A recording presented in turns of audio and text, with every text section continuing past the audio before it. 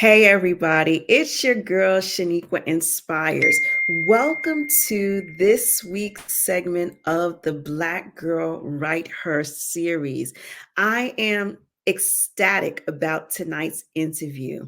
You are actually going to see a bit of a twist tonight. We're doing things just a little bit different than we normally do.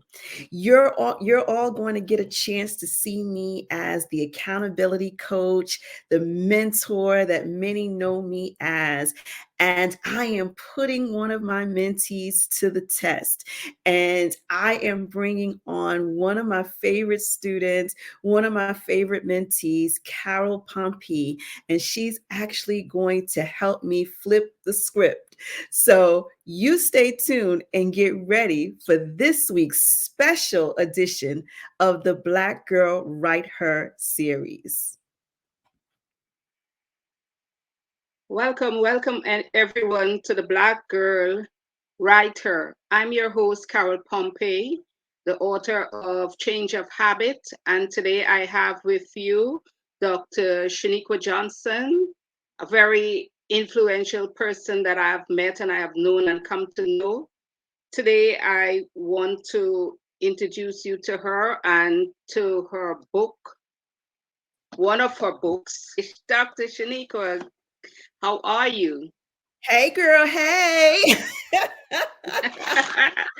It's so The nice to have tables you. have turned. The tables have turned, but I am ecstatic to be here as a guest on my own platform, the Black Girl Write Her. So everybody is accustomed to me being the one doing the interviewing, but we are flipping the script. And Carol, you are Yeah, the nice. hostess, my dear. You are the hostess with the mostest. So Oh, this show is thank you. on you. So you get to ask me the questions now. So, as you know, we all know you, and for some people may not know who you are, but you can tell them a little about who Dr. Shaniqua is, so that those who don't know you can get a chance today to know who you are. Absolutely. Well, again, I am honored to be here in the alternate seat this time.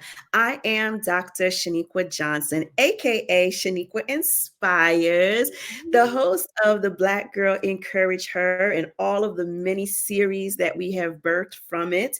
I am a registered nurse by profession. I've been in the healthcare business for over 20 years. I've served from working in the hospitals to home care. And lastly, I was in corporate. I've had the honor and privilege as serving as a college professor. So teaching is one of the many hats that I wear. I am also the CEO and owner of Stronger Through Faith Media, helping you get your message to millions, where I am helping people to publish their books, to not only write their books, to publish their books, and to market their books, to get it in front of the masses, because we understand that we all have a story to tell. But if you don't get that story out there, if you don't get that message out there, it falls upon deaf ears. So I am delighted to be the owner of Stronger Through Faith Media that is putting together this beautiful production we have going on this month. And I'm delighted. In addition to being a CEO and owner, I am also an accountability coach. I'm an Mm. accountability coach where I help to light the fire underneath people. So if you come in and you say these are your goals, this is what you would want to do in life, I am going to hold you accountable. And part of what I do, you're actually seeing on display right now. This is totally outside of Miss Carol's comfort zone, but we're testing the waters ever so. Now this is not gently, this is like raging waves coming through, but you're doing a fantastic job.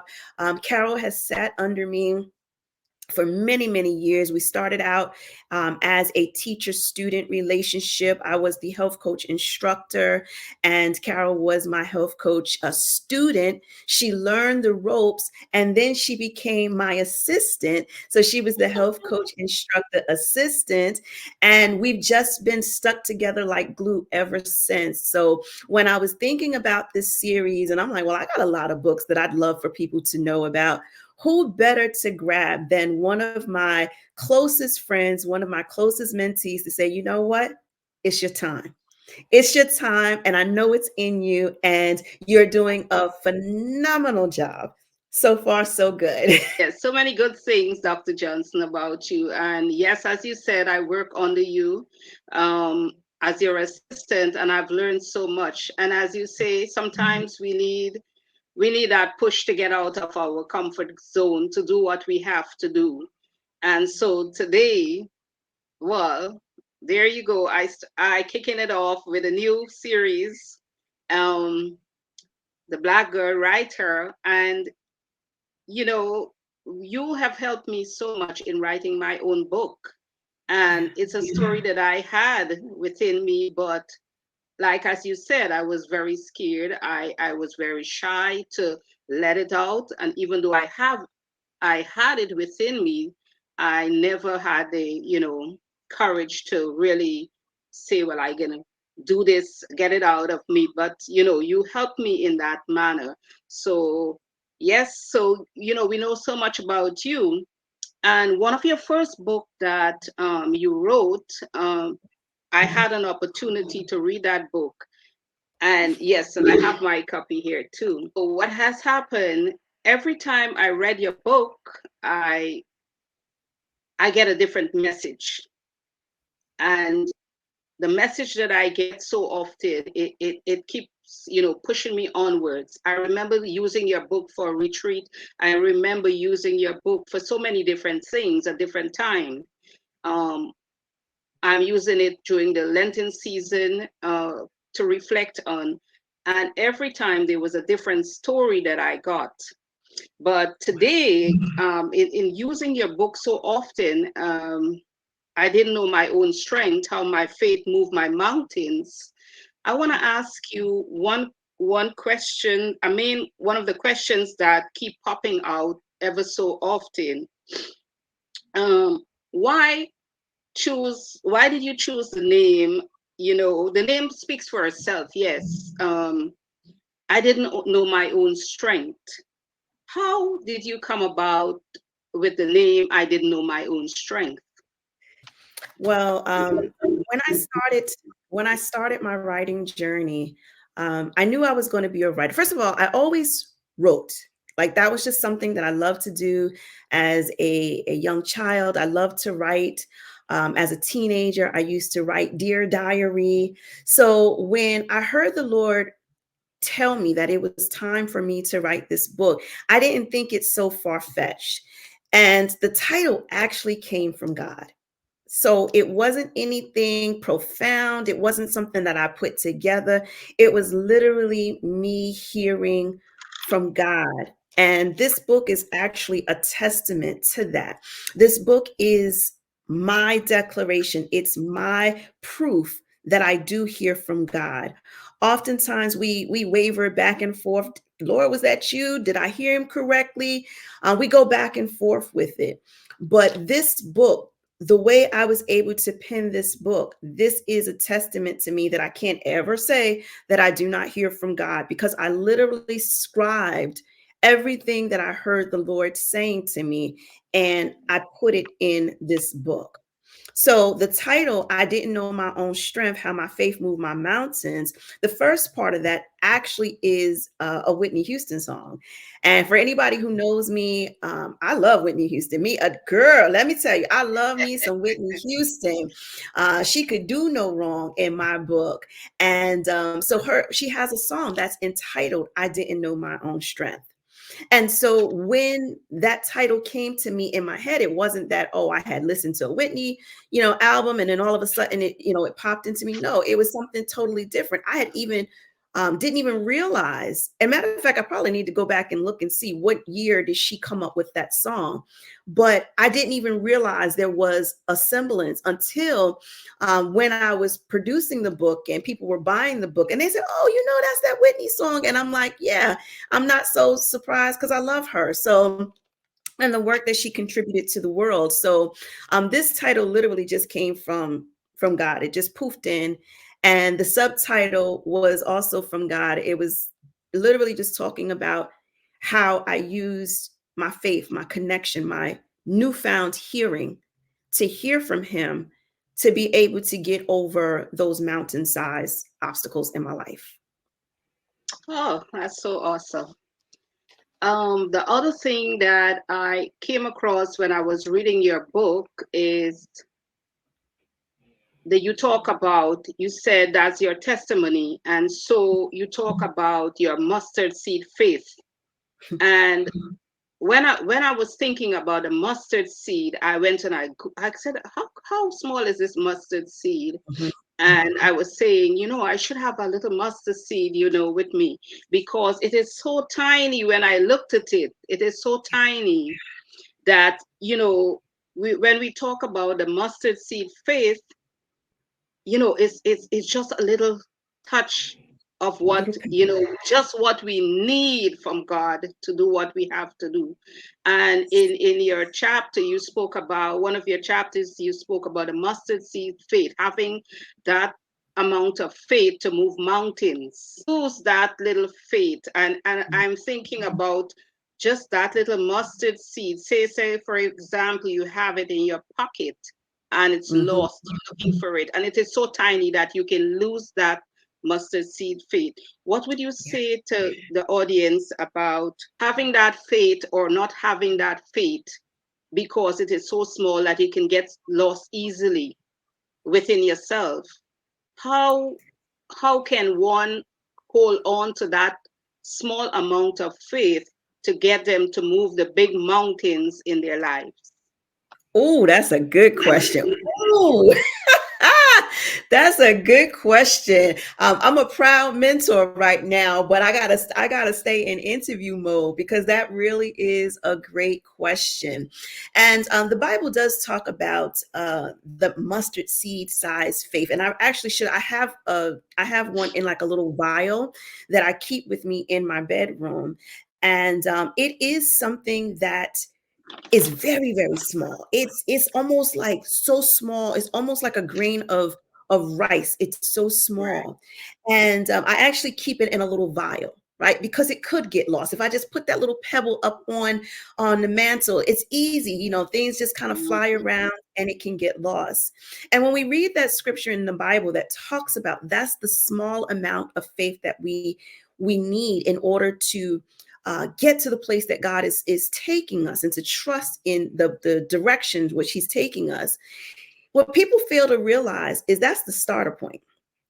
That's like the prerequisite. That is like Mhm. the appetizer. It's not all of the faith that you'll ever have, but it's the starter, right? So we understand that the topic, the start is what stops most people. But when you understand that you don't even need this grandiose amount of faith in order to get to that next level, it gives you like a break. It's a breather. You could breathe a sigh of relief to say, you know what? I don't even need that much faith. I just need a teeny, teeny, tiny bit to know that God will show up, that He will provide, that He will make all of the desires of my heart come true. So it's literally the starter point. And yes, it is so tiny, it can get lost. And what I would say to someone, because you can lose your faith, right? Depression can sit in and you lose your faith. You can lose your job and you start to lose your faith. When everything is going well, we don't need faith. We don't need faith when everything is going well. But it's when we experience those rough times, or as I've termed it in this book, when you come against those mountain-sized obstacles. You mean to tell me this little pea size, this little grain of rice size faith is all that I need to get rid of those huge mountains? Yes. But here's the thing about the faith. You have to keep sowing that seed, right? You got to keep bringing that seed to the fight. When something stands in your way, if that's all you got to make sure you hold on to it. So how can you hold on to something so small? You nurture it. And you nurture it by reading God's word. That's the foundation. That's what Amen. waters that little tiny seed.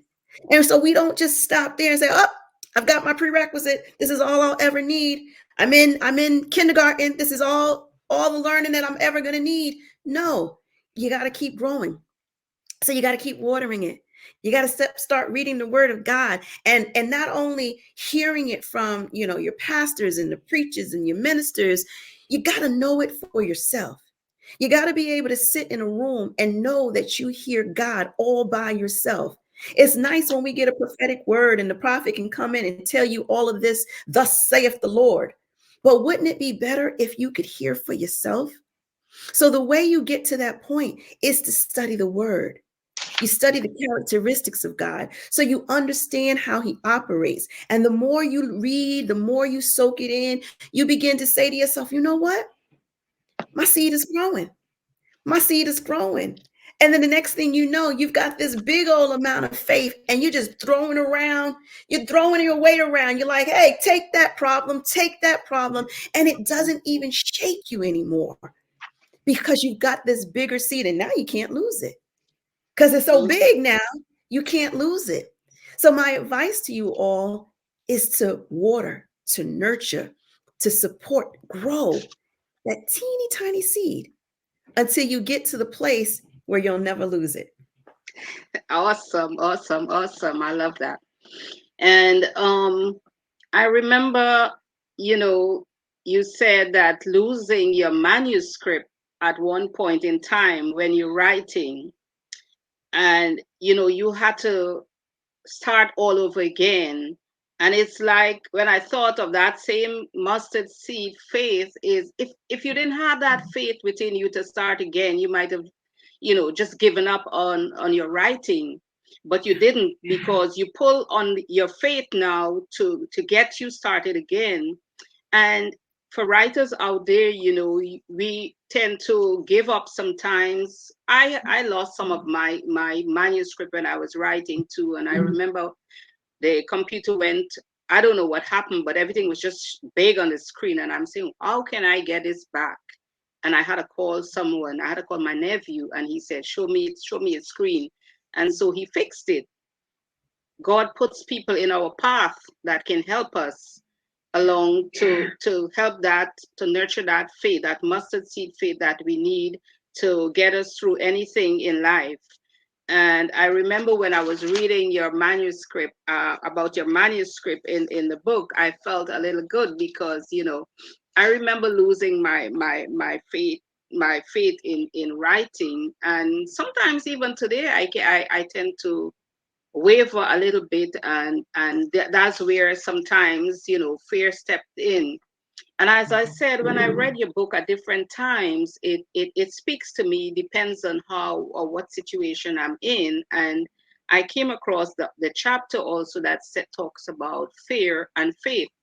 And I'm saying yes, sometimes we have faith, we have the little mustard seed faith, but we have fear also Mhm. lingering in the background that is trying to show up and try to push the faith away that we have, or the little mustard seed faith that is growing within us.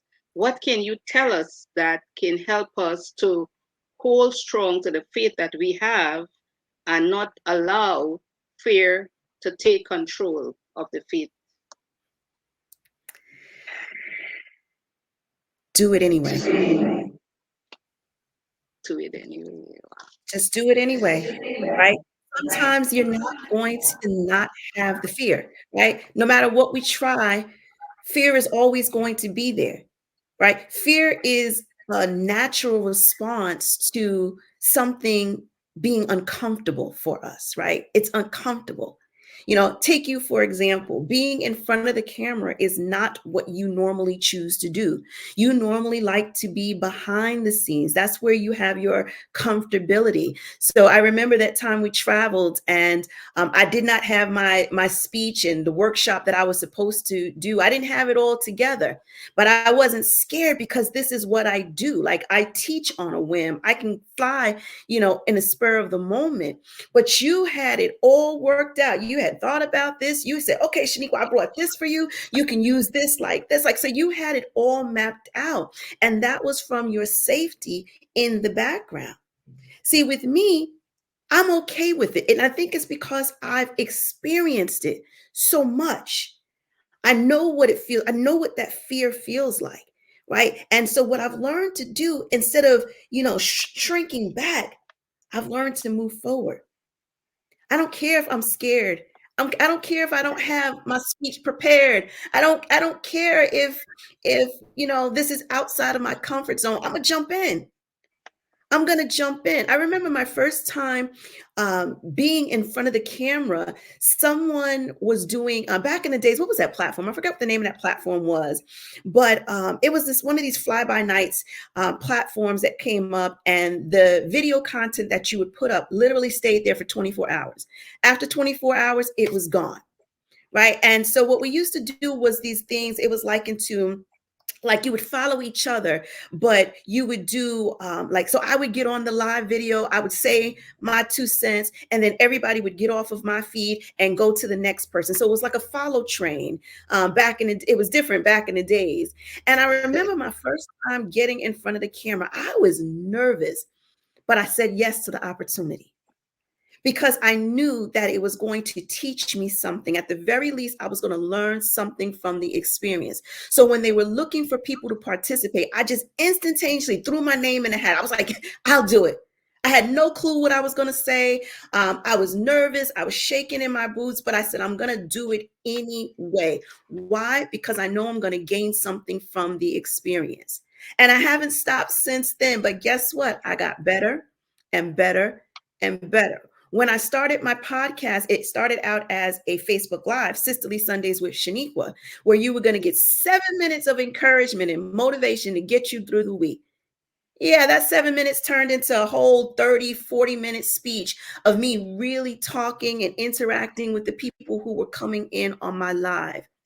But when I started, all I was willing to commit to was 7 minutes. That's it. 7 minutes, the essence 7 for the essence Sheniqua, for the essence. That was my concept. That's how I pulled the minute from it, right? There was no rhyme or no reason. It was me giving myself an out. So all I had to do was to commit for a little bit. And so that's how I push the envelope every time. I can do this. If I don't like it, I don't have to do it ever again. So after I wrote my first book, if it was such an uncomfortable experience, I could stop right there. And I could always wear the cap of saying that I'm a published author. But guess what? I loved it. So I kept coming back, kept doing it again. People kept requesting more. When's the next book? When's the next book? Right? It was always that feedback. So what I would tell people is do it anyway. Even if you're scared, if it makes you sweat and your heart beats, that means you're doing the right thing. It means what you're trying is the perfect thing, because you're about to learn something new. You're about to adopt a new skill set that you've never tapped into before. And I don't know about you all, but I'm willing to grow. And because I want to grow more than I want to stay in my comfort zone, I want to grow more than being comfortable. I'm willing to take the leap. I'm willing to jump out there. So again, my advice to you all, if you think you might want to try to write a book, if you think you have a story to tell, connect with me with Stronger Through Faith Media, and let's see what you're thinking. And just get ready. I'm gonna push you. I'm gonna push you. That's true. That's true. That's true. Because you have pushed me so much. I never thought I could write anything, write a book, and pushing me out Yes.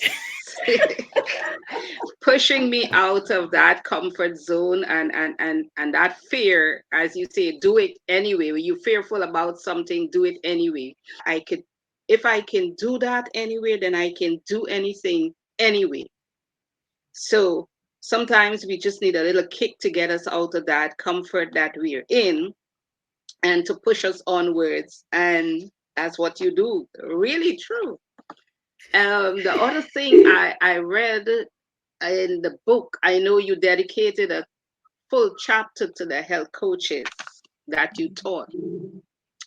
Um, yes, including myself. I learned so much, and there's a part that I love what you said, that you I give my student 200% of me so that they can give 100 to the client, 100% to the client, and they help to keep the 100 for themselves. And it's true for me. That's what I do. I took that seriously. And for all the clients that I work with, I do give 100% because I know I have the other 100 for myself to to fall back on. And for me, that has helped me every time I go to them. So I learned all of that. I felt good reading your book and reading that chapter on the health coaches.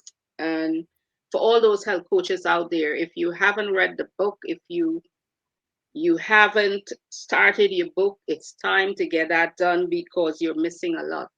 You know, you talk about the SMART goals in getting things done and getting started in even whatever you do. And since we are talking the about your book and those who want to write in the future or in the very near future, how can they start using the SMART goals that you have given us as coaches in your under your care? How can you impart some of that to the viewers so that if they need like a little nudge out of the corner or the comfort zone, that they can get started with their book? I thank you for that. And I totally forgot that I did dedicate a whole chapter to my health coaches. And people might say, well, why would you do that? Especially since it was a job. You all taught me so much, and you give accolades to me for teaching you and the rest of the health coaches, over 900. So it was over 900 of you all, right? That I was able to successfully train as a health coaches, 947 to be exact. But if I was imparting wisdom into you all, but you all were giving me something in return. And I promise you, I learned so much about myself in that 2 years as serving as a health coach instructor. And the fact that I had 200% to give, where did I get that from? I had to constantly tap into my source. So I had to bring God in the room with me. That's how I was able to give 200% because I wanted to make certain that you all were on overload so that you always had enough for yourself. So when talking to somebody who's curious about the writing journey, about getting started, that's what Stronger Through Faith Media is here for. We make the Mhm. process easy. So the first thing you have to do is take that leap of faith and connect, right? You want to make certain that you're connecting so that way, now that that connection is made, and I always tell people, once you fill out the intake form, I got you. So whether you don't ever reach back out to me again, I got you. And I'm going to keep getting you. I'm going to send you emails, and I'm going to send you emails every now and again to follow up to say, hey, you filled out this application. How can I help you? Mhm. Right. But the first step is at least filling out the information, by at least putting your information out there so that I will be able to reach to you, or someone from my team can reach to you to support you. Setting the SMART goals is key. When I started writing this book, SMART goals, right? Because that's what I taught my health coaches. I gave myself 6 months, right? So you have to set a timeline, right? You got to make a deadline, right? Because if I just say, oh, I'm going to write a book, I could write the book whenever, and it doesn't put that pressure on me. But I gave myself, matter of fact, I gave myself 3 months. I gave myself 3 months to get this book completed. The first month, I was good. I was coming home every day from work. I was writing. I was writing on the way to work. I was good. I had that momentum. I was pumped. I was doing it. The second month, I started pulling back. And I was like, I got time. I got a whole another month to go, right? So I got time. So I had time to sit and watch TV. I had time to go hang out. I had time now. Then I saw that third month creeping around, and I'm like, you are nowhere near done. And so now I started to write with all of this momentum going, and I knew I was not going to make it to my deadline. But guess what? It was my deadline. So what did I do? I gave myself grace, and I extended it out. I gave myself another 3 months, and I said, girl, you better use this 3 months better than you used the last, because I played around for about a good month in there. So I kept that same momentum, that same energy that I had in that third month, and I gave myself an extension. And I actually got the book done in 5 months. So I gave myself a total, like a window of 6 months, but I actually was able to get this completed before we kicked over into the 6 month. So when you are writing your story, when you are penning this, give yourself some deadlines and realistic. Don't say you're going to write a book in 5 days. Now, I have done that, but I'm a professional at this. I don't recommend that you try that at home, right? But when you get that energy, when you get that momentum going, yeah, sure, you'll be able to crank out books in no time. But when you're just starting out, give yourself some grace, set realistic expectations. And one of the things that I love and I would always recommend is to get someone to hold you accountable, right? So if you say, I'm going to write this book in 3 months, well, somebody needs to hold you accountable. One of the ways in which you hold yourself accountable is by putting your deposit down. Put your deposit down. Now I'm in contract and an agreement with Stronger Through Faith Media, and now somebody's waiting for my manuscript. When I use the publishing house to produce this book, and they could care less. They could care less about my goals. They could care less if I sent it to them today, tomorrow, or 20 years from now. They could care less. They had my money. They could care less, right? When you work with Stronger Through Faith Media, oh, I care, right? Because what you're not going to do is lock me in, right? Yes, you paid a deposit, but what I don't want you to is to lock me in. And now we're locked in together, and now you're not doing your part. When you come into contractual agreement with someone, you say, this person is going to do this for me, and I'm going to do that. That's what your deposit is. Your deposit is holding your place to say, you know what? I'm next in line, Sheniqua. I know you've got other clients. I know you got your own projects that you're working on, but I am next in line, and I want you to help me get this book out to the world. And we do just that, just like we did for Carol. There are a number of others, like you met a couple of them already on this Black Girl Write Her series. It can be done. You just have to be willing to commit. And here's another thing that I want to say. When you commit to doing something, it's like into when you decide you're going to lose weight, right? I'm not going to eat, the bad foods. That's when all the party invites come. You're sitting at home. Nobody's calling you. Nobody's asking you to go nowhere. You're eating whatever. It's all good. But the minute you start trying to do the right thing, now you're getting all the invites. Oh, come on. I want to take you out to eat. Come on. We're going to meet up here and eat this and do this. What happened? You have to understand that obstacles are going to come up. Right? You're not going to have this not everybody is going to have this smooth writing journey. Sometimes you're going to have to go through stuff. You're trying to write and trying to get this manuscript done, and then your kid gets sick. Or you're trying to write and get stuff done. Now your job is got these high project, these high demand things that they need you to do. So now your mind has shifted. But what I would tell people is to prepare for that.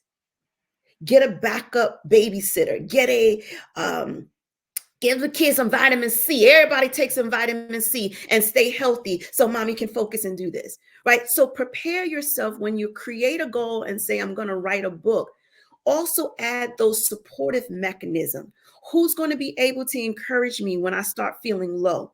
Who's going to hold me accountable? Who's going to check in? Who's going to send dinner when there's a night that I can't cook because I'm so busy writing? So put your backup plan in motion to support you in your goal, because just know that everything is not going to be smooth sailing. Every writing journey is not going to be easy peasy, but I promise you it will definitely be worth it.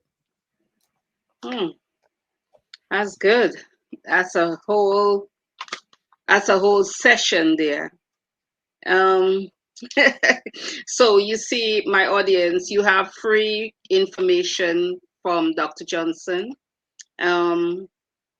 Yes, so you can do it. You can start your book and you can set your goals, SMART goals, Dr. Johnson, right? You do have a journal.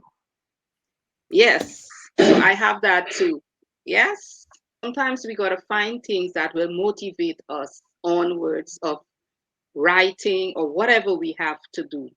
Listen, I've listened to people who can help me and the right people.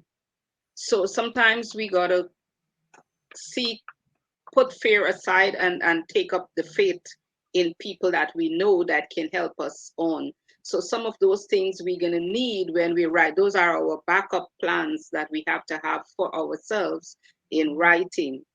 But one thing I want to say, that I want to read a little, I want to give a whole chapter, or because you got to buy my audience, you have to buy the book. Because if you don't have the book, you won't understand what I'm saying. I'm giving you free snippets of the book so you can get a picture of what Dr. Sheniqua wrote, her first book. And I have used it. My friend in Trinidad, she has used it for her retreat. One, she was doing a retreat for herself and she used it for herself. And she found it to be very, very helpful. I have used it, I can't tell you how many times.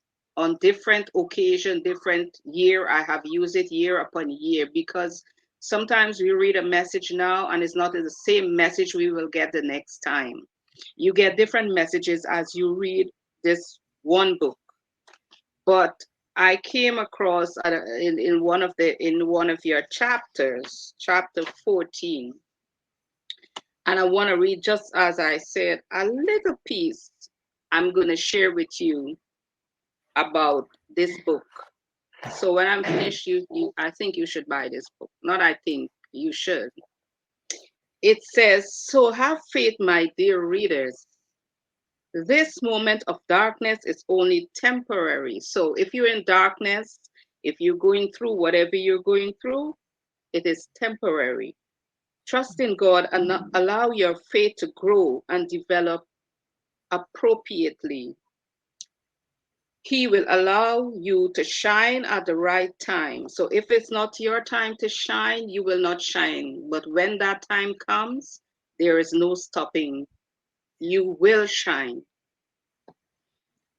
Premature light will not sustain a lifetime. So be patient. Enjoy these moments, no matter how grim they may seem. The birthing process is not always pretty, but in the end, you will have a beautiful new blessing in exchange for the hurt and the pain. That for me is so, so, so deep. But I will not read the rest, which you have to get the book to read the rest.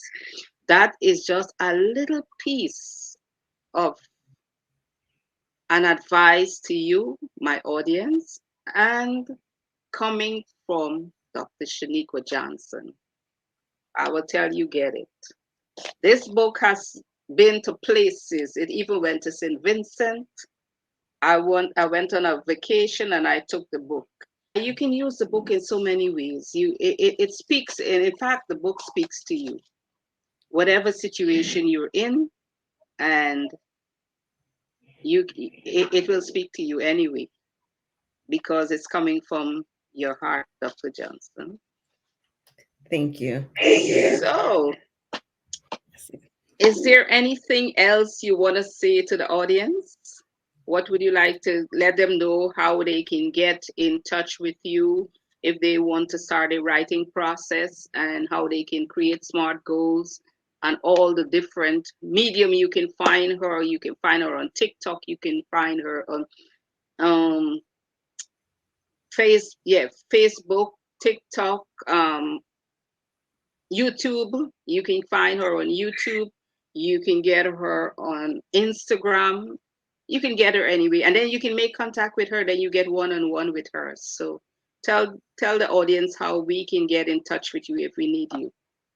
Everyone can get in contact with me by going to my website, www.sheniquainspires.com. On that website, you'll be able to find everything that you need. You'll be able to shop in my shop and get a copy of the book. I'll autograph it for you. You'll be able to get my course. So if goal setting is a problem area for you, I have my Better You Academy on there, and you'll be able to get my course entitled The Goal Getter's Guide. So it'll help you, give you some actionable steps on how to get to that place where you're going to be successful. So if book writing is one of your goals, you definitely want to get started with the Goal Getter's Guide to just give you that support, how to strategize it out so that you can go forward. And of course, Stronger Through Faith Media is there as well. So you will be able to go to my website, click on the tab that says Stronger Through Faith Media, and you'll be able to get all of the information. You'll see all of my authors and their beautiful projects. You'll be able to get Carol's copy of her book, right? Change of Habits. You'll be able to get this book right there on the website. And I'm telling you, you're going to love the website. It's got everything. It's your one-stop shop. So you can go to, and I'll put it up here on the screen. You can go to sheniquainspires.com. If you haven't already, I want you to make certain that you subscribe, hit the subscribe button. And I know it might ask you to sign in, but go ahead and sign in, put in, a password and sign in so that you can subscribe. You can hit the notification bell so that you don't miss any episodes, because the Black Girl Encourage Her is coming back. And this was just a teaser to get you in the mood, get you ready for it. But the season 4 of the Black Girl Encourage Her is coming back. So I want to make certain that you hit the notification button so that you will get the notification when we're back up and running, and you won't miss an episode.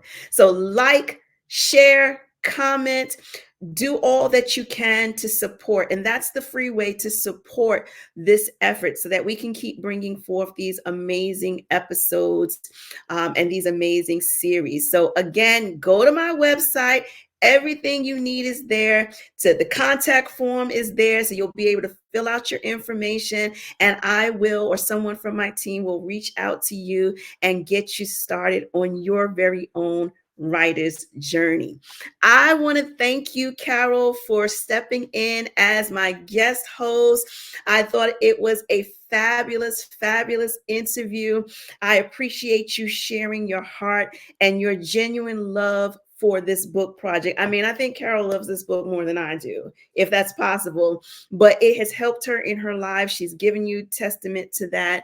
And so who better to come on and talk about this book than you, Carol? So you hang out for just a second. Let me get the people their marching orders. Everyone, that was super, super exciting. I hope that you enjoyed this week's segment of the Black Girl Write Her. Listen, Listen, I am honored to be your host, but I'm also honored to open the door and allow you to get a glimpse of my world as an author, as a publishing executive, and as an accountability coach. So until next time, you all be abundantly blessed, and I'll see you again on the next episode. Take care. God bless.